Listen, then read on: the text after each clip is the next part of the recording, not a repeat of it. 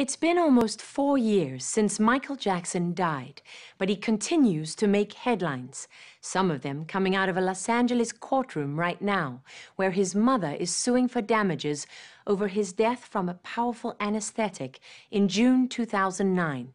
But the headline of this story is that Michael Jackson is making more money after his death than he ever did when he was alive. Tonight, you'll hear about the most remarkable financial and image resurrection in pop culture history and get a rare look at what Michael Jackson left behind. The Michael Jackson brand is alive and well paid, that is, extremely well paid. The story will continue in a moment.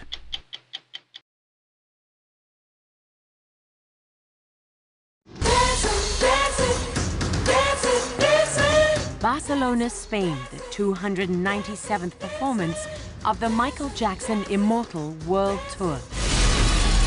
Cirque du Soleil produces the show, featuring their acrobats and contortionists. But Michael Jackson, or at least his music, is the star.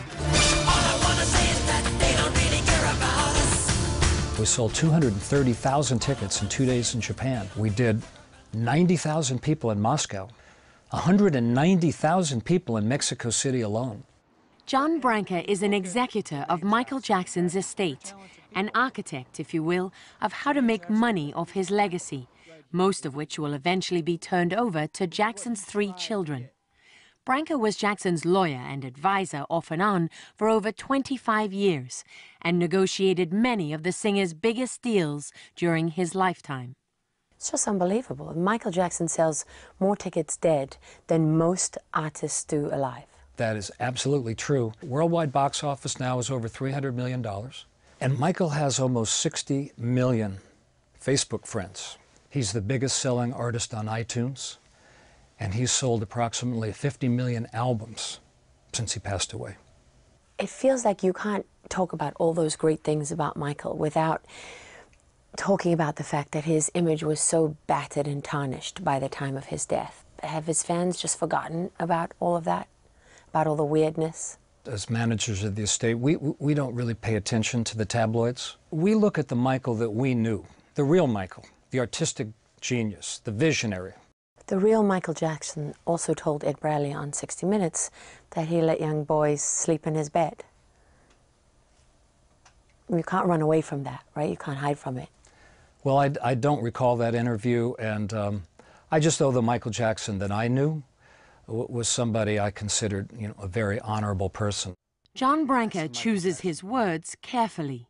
Another subject he doesn't like to discuss is Michael Jackson's family. Jackson's father and some of his siblings challenged Branca as executor and the validity of Jackson's will. But the California courts upheld the will and Branca's ability to carry out Michael Jackson's wishes. There was a series of wills, and they were substantively almost identical. In that 20% went to charity, 40% went to his children, and 40% went to his mother as long as she was alive, and on her death would go to the children. The basic principle never changed. Never changed. The whole objective of Michael's estate plan is to take care of his mother during her lifetime and to accumulate the principal and the assets for the benefit of Michael's children. The will named Branca and John McClane, a longtime friend of Michael Jackson, as co-executors. Jackson's crippled image was not the only thing they had to contend with. At first glance, Michael Jackson left more debt than anything. The day he died, Michael Jackson had about $500 million in debt. Zach O'Malley Greenberg is a senior editor for Forbes magazine, and he's been covering the estate since Jackson's death. How much did his lifestyle and his personality have to do with his debt? He never stopped spending like it was the 1980s. We charted it in Forbes. I mean, he was making 50, 60, 80, over $100 million some of those years, and even into the 90s. But after the first allegations in 1993, he never toured in the U.S. again. He never got another endorsement deal in his lifetime. The first allegations of child abuse? In 1993, correct. He became in many ways radioactive to brands and to sorts of companies that would contribute to those massive paydays in the 80s. And the upkeep on a place like Neverland, the spending on antiques and so forth, and the maintenance of his entourage and all of that, you know, it really added up. This is one of how many warehouses that you have? 5. You can see how he spent his money and some of what made up his extravagant lifestyle in this California warehouse. Wow, the Neverland. That's the actual sign from Neverland? That is the actual sign from Neverland that was over the gates. Karen Langford was friends with Michael Jackson and worked with him from 1981 until his death. She's now the archivist for the Jackson estate. There are rows and rows, floor to ceiling, of Jackson's possessions, most of it never seen publicly since he died. This warehouse is 20,000 square feet. Every inch of it is full. There are antiques and video games from Neverland Ranch. His Grammys. Best R&B Vocal Performance, male, 1983, Billie Jean. And 30 years of cars he never wanted to get rid of. Are these all Michael's cars? These are some of them. Some of them? Some of them. More cars. More cars. There's another Rolls Royce. Yeah, well, there's a few. Did he drive any of these cars? He did drive on occasion. Late in his life, Michael Jackson financed much of his lifestyle by routinely borrowing against his assets. But it wasn't these personal belongings that he used as collateral. Although the copyright value of his own songs was worth well in excess of $100 million, the crown jewel of his investment strategy was his portfolio of other people's songs, especially those of the Beatles. Tell me about the music catalog, the publishing catalog that you advised Michael to buy. We started with the Sly and the Family Stone catalog. We bought some rock classics, People Get Ready by Curtis Mayfield, Dion the Belmonts' Runaround Sue, The Wanderer, When a Man Loves a Woman, Great Balls of Fire, Shake, Rattle, and Roll. But then one day I got the call that the Beatles catalog was for sale. It was called ATV Music. And it was as if we had hit the mother lode. And you paid? The price was $47.5 million. And we later merged it with Sony's music publishing company to create one of the biggest publishers in the world, Sony ATV Music, that the estate to this day owns 50% of. And so how much is that worth today? I wouldn't want to speculate about what it's worth, but Come on, John. You didn't make all this money in this town without knowing what your investments are worth. Well, it would be speculation at this point. It's estimated to be worth like $1 billion. Michael's half? Yes. Well, you know, you never really know what something's worth until you go to sell it, and we are not sellers. We are not going to sell any assets. At the time of his death, Michael Jackson had borrowed $380 million against the value of the songs he owned, so the estate had to move quickly to avoid losing the songs to creditors. John Branca sold future music rights to Sony for a reported $250 million. It was the biggest record deal in history. Branca's team also combed through personal video shot during rehearsals for a comeback tour Jackson was preparing for right before his death. The footage showed the talent Michael Jackson still possessed as a singer, dancer, and entertainer, then 50 years old.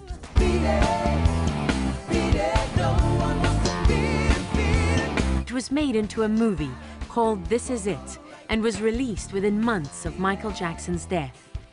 So far, it's made over $500 million. A lot of companies got on board with Michael Jackson once they saw the success of This Is It, and once they saw, you know, Sony investing $250 million for that record deal. You know, then you see Pepsi coming back and doing an endorsement with him. You see Cirque du Soleil coming in and doing the show. You know, I think that those first couple deals proved that Michael Jackson was no longer radioactive. So death erased all his sins, or even possible sins, or suggestion of sins? I think his death caused people to remember him as he was in the Thriller years. You started to hear Billie Jean and Beat It and Thriller on the radio all the time. I think that that transported people back to the mid-'80s when Michael Jackson was at the peak of his career. That's what the Jackson estate and Cirque du Soleil gambled on. Michael Jackson's 1983 Thriller video helped the Thriller album become the largest selling ever. It had 7 hit songs on it. But nobody's sitting there. His music drives the touring Cirque du Soleil production. Jackson's estate and Cirque du Soleil are 50-50 partners.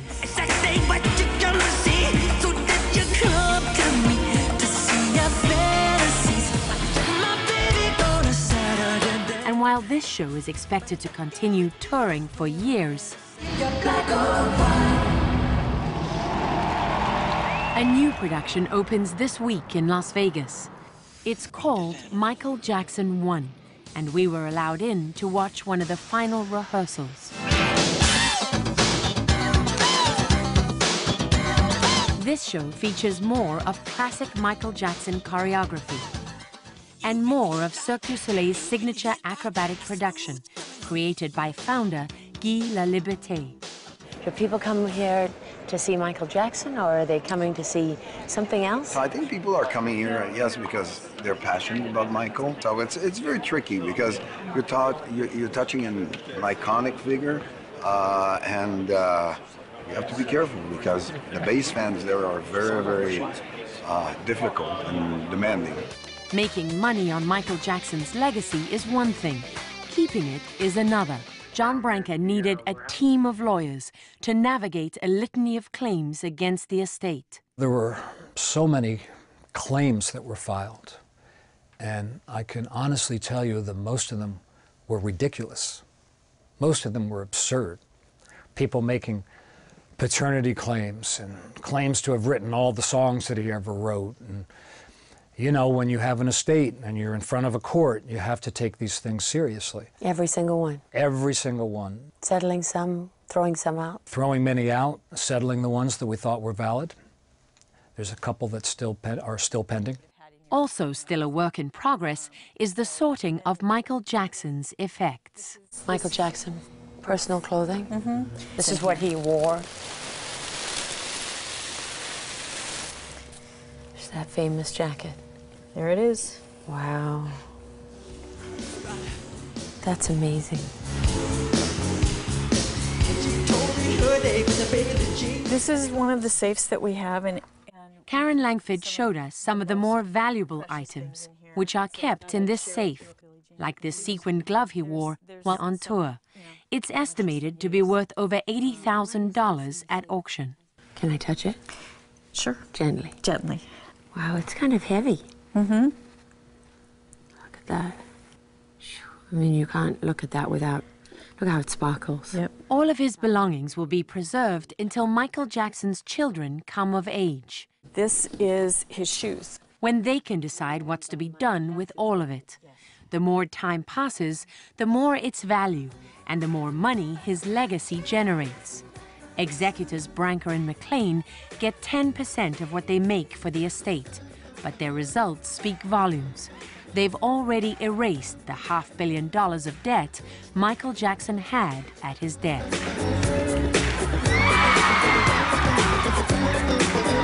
Since Michael Jackson died, the estate has taken in over $600 million. But he died in 2009. He died in 2009, and he made... It's in 4 years, roughly 4 years. Over $600 million, and that's more than any single living artist has made over that period of time. And he's not around to spend any of the money. Correct. Hold for applause, slow umbrella fade out. Go to 60minutesovertime.com to see one of Michael Jackson's most personal items, his handwritten manifesto, sponsored by Pfizer.